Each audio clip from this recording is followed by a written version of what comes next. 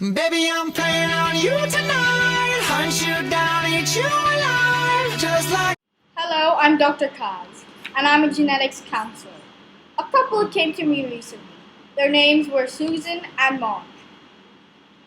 They came to me specifically about a genetic disorder known as sickle cell anemia. Susan has the disease, whereas her husband, Mark, does not have the disease. They wanted to know what the chances are of their kids having the disease. Sickle cell anemia is recessive. This happens if both copies of your hemoglobin gene are the sickle-shaped allele, causing all your blood cells to be sickle-shaped too.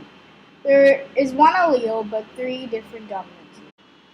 Hemoglobin has 4 protein subunits, 2 subunits of alpha globin and 2 subunits of beta globin. The HBB gene provides instructions for making beta globin. One particular HBB gene mutation produces an abnormal version of beta globin, known as hemoglobin S, HbS. Hemoglobin is located in chromosome 11.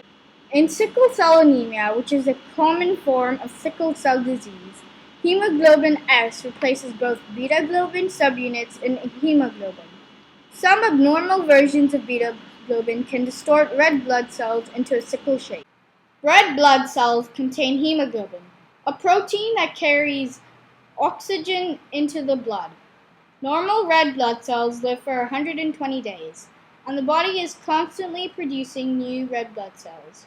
However, if the red blood cells only have short lives, then the body cannot produce enough red blood cells.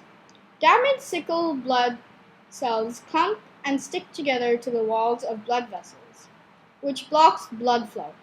Thus, the various organs in the body cannot receive the required oxygen or other nutrients, resulting in deficiencies and various pain.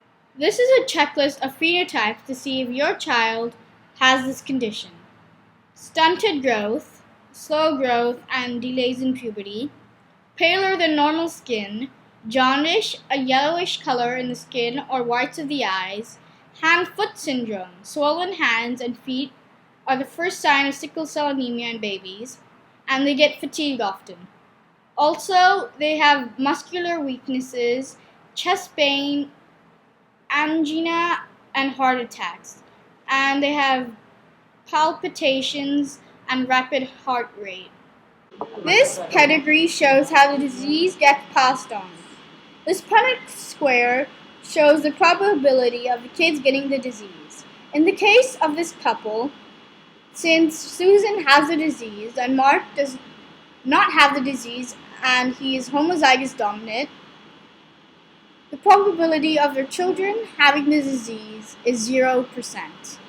Sickle cell anemia is passed down from generation to generation in a pattern of inheritance called autosomal recessive inheritance. Both the mother and the father have to pass down the defective form of the gene for their child to be affected. This disorder is not influenced by environmental factors because it can only be inherited. The usual treatment for acute pain are fluids, medicines, and oxygen therapy. Yes, there is a cure, even though it is not widely available. It is the blood and marrow stem cell transplants, gene therapy, and new medicines.